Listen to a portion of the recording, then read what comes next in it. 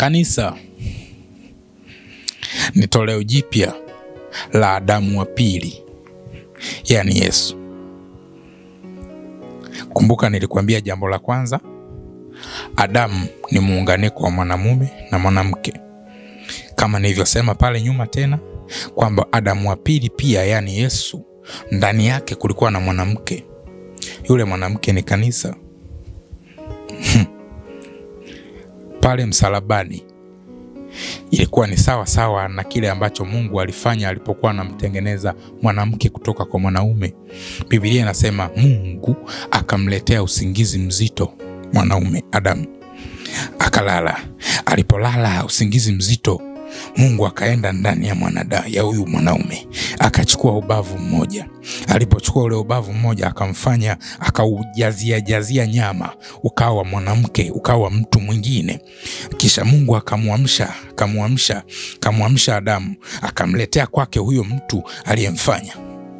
Alipomleta kwa Adamu, unaona, akasema huyu ataitwa mwanamke. Kwa sababu gani? Ametolewa kutoka mwanaume. Kwa hiyo pale msalabani Yesu alipokuwa anakufa zile siku 3, kilichokuwa kinatolewa kwenye ubavu wake ilikuwa ni kanisa. Mwanamke alikuwa anatoka prosesi ile ile kama ambavyo Adamu alilazwa usingizi mzito ili mwanamke atolewe kule ndani. Kwa hiyo kanisa linatolewa kwa Yesu msalabani. Kwa hiyo kanisa ni version mpya ya Adamu wa pili. My Lord, my God. Yesu yani Adamu wa pili, ndani yake alikuwa amebeba mwanaume mwenyewe Yesu pamoja na mwanamke, kanisa. Mungu akaona si vema, akampeleka Yesu msalabani. Alipompeleka msalabani, alikuwa anatafuta kanisa lizaliwe. Kwa hiyo kanisa ni mwanamke kutoka ndani ya Adamu wa pili. Kuna vitu ambavyo ndani ya Yesu havifanyi kazi mpaka huyu toleo jipya la Yesu limetoka, yani kanisa. Na ndio maana funguo za mbinguni na duniani haziko kwa Yesu, ziko kwa kanisa. Kwa sababu gani? Ni features ambayo haifanyi kazi tena ndani ya Yesu, inafanya kazi kupitia kanisa. Mwingine hajasikia ninachosema. Ndio maana Paulo anasemaje?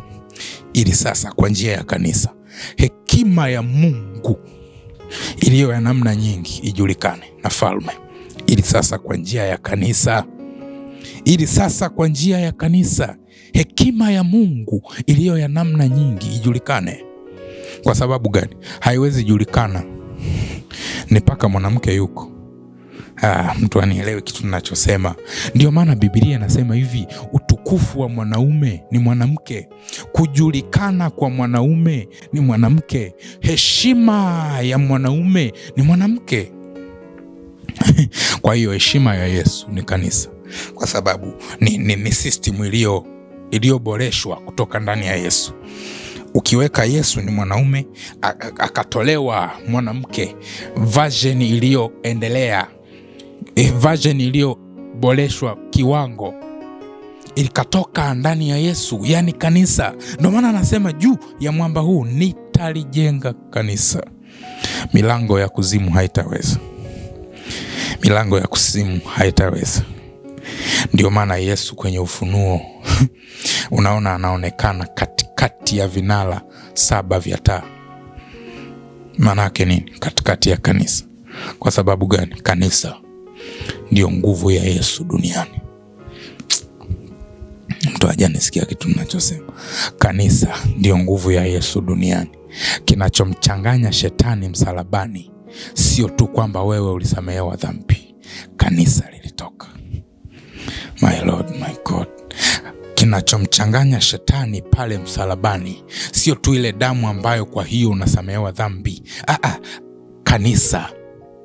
Kanisa lilikuwa ni new version ya Yesu. Ndio maana unaona alipofufuka anasema nimepewa mamlaka yote duniani na mbinguni. Kwa sababu gani? Ni new version, ni toleo jipya nina system iliyoboreshwa kuliko ile ya mwanzo. Kwa hiyo nina haki ya kumiliki mamlaka yote mbinguni na duniani. Kinachokamilisha utawala wa Yesu ni kanisa.